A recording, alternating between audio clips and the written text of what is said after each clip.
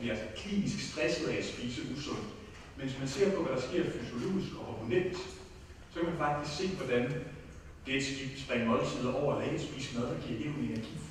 Det begynder at aktivere produktionen af adrenalin og kortisol, og begynder at trigge nogle af de her stressmekanismer.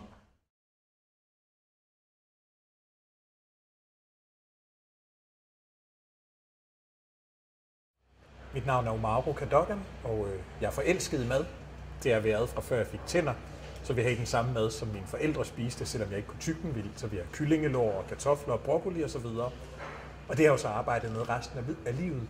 Og så også tilføjet det her sundhedsaspekt, hvordan maden påvirker kroppen, som nu er også adjungeret professor i ernæring.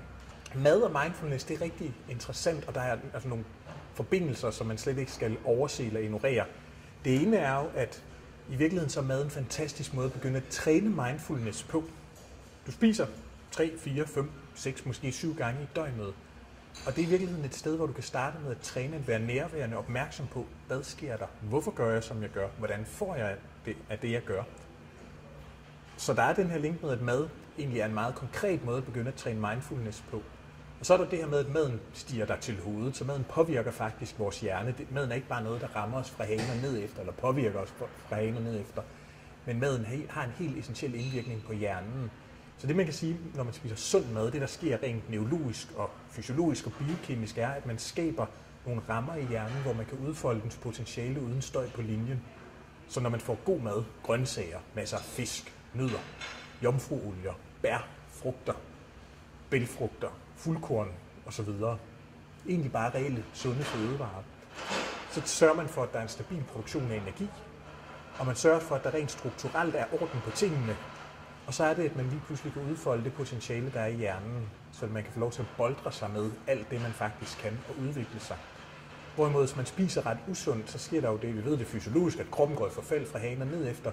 Men det vil også sige, at inde i hjernen, der sker noget med balancen i biokemien. Så det er lidt som om, der kommer støj på linjen. Altså, selvom du har verdens største talent, så bliver det svært at lære at spille fodbold på en motorvej, fordi du bruger altid på at undgå at blive kørt over. Men hvis du er på en fodboldbane, eller bare et sted, hvor der er noget græs, så er rammerne der til, at du kan udfolde dit potentiale. Og det er lidt det samme med hjernen rent neurologisk.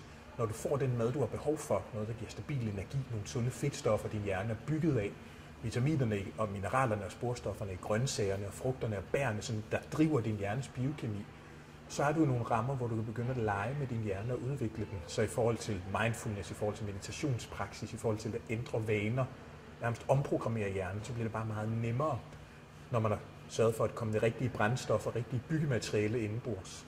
En ting, der også er rigtig vigtig for mig, det er det her med, at vi giver folk muligheden for at opleve, hvad der sker, når man får den mad, man har behov for.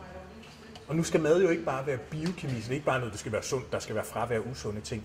Mad er også et eventyr, så du skal selvfølgelig også have nogle smagsoplevelser. Så det her med at søge og gå ret hårdt efter at få kombinationen af sublime smagsoplevelser og mad, der virkelig nærer kroppen. Det er en kæphest for mig.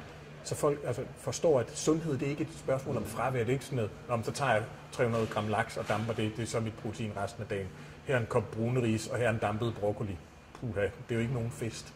Så vi har jo 8-10.000 meget finfølende nerveender i munden, så hvis vi giver dem nogle fantastiske sanseinputs, så er det jo muligheden for at gå på de mest fantastiske eventyr.